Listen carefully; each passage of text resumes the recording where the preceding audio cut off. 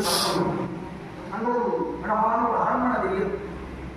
நவத்வாரம் என்ற நவத்வாரங்கள் இருக்கு. அதை பறந்து அந்த வெளியில பார்த்தா வெளியில ஒரு ஸ்திரீ வெளியில வரா. அந்த ஸ்திரீ வெளியில வரா. ஒரு 5 தரப்பட்ட ஒரு பாம்பு கூடவே வருது. 11 வீரர்கள் கூட இருக்காங்க. பண்ணி இந்த புறத்தன் பார்த்தாங்க. இந்த புறத்தை பார்த்த உடனே அந்த ஆசனம் வருது.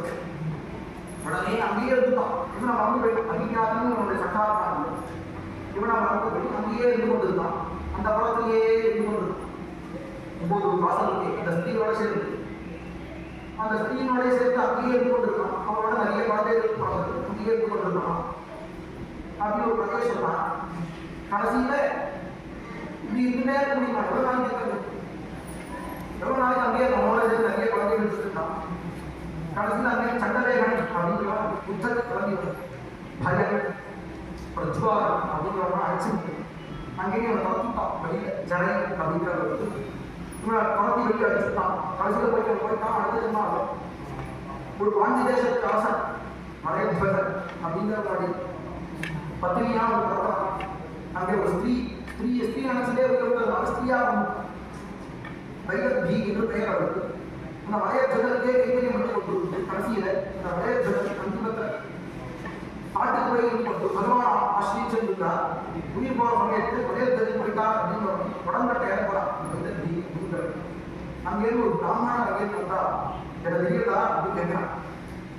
அப்படின்னு சரித்திரத்துக்கு சொன்னார். நான் என்ன பிரச்சனை ஒன்றுமே புரியல அப்படிங்கிறார்.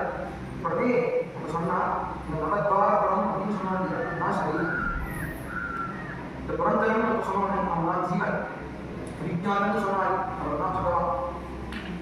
இந்த ஜீவன் பகவான் ரெண்டு சேர்ந்துதான் இருந்தா இந்த வாணியை பார்த்து ஏமாந்து விட்டாங்க. இந்த புத்திக்கு அதிகமாயிட்டான். இந்த சரீரம் தான் நான் அப்படின்னு நினைச்சிட்டு இந்த நவத்வாரம் 9 ஓட்டைகளான ஓட்டைன்னு சொன்னாரு. கண்ணு, மூக்கு, காது, வாய் அப்படின்னு நாதி அப்படின்னு 9 ஓட்டைகள் இருக்கு. இந்த உலகத்தை என்னோட தீ அப்படின்னு சொன்னாலும் நினைச்சிருந்து இதுதான் என்னோட அப்படின்னு நினைச்சுட்டான். தீக்கு அதிகமாயிட்டான். அந்த ஸ்திரியை சொன்னாங்க. அதுதான் புத்தி. புத்தி என்ன சொல்றோம்? கேட்கணும். புத்தி சாப்பிடணும். தூங்குவோம்.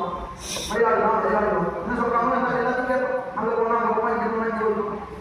எல்லாத்தையும் ஒரு ஜீவனையே எடுத்துக்கொண்டு அது பஞ்சநாகம் அப்படின்னு சொன்னாங்க. பஞ்ச பிராணோட அப்படின்னு இந்திரியங்கள் 11 இந்திரியங்கள் அதோட சேர்த்து அங்கே எடுத்துக்கொண்டு இருக்கலாம். அதே குழந்தை சொந்தம் நினைச்சிட்டு நிறைய குழந்தை வேண்டாம் அப்படின்னு கடைசியில மூக்கு வந்து தனினா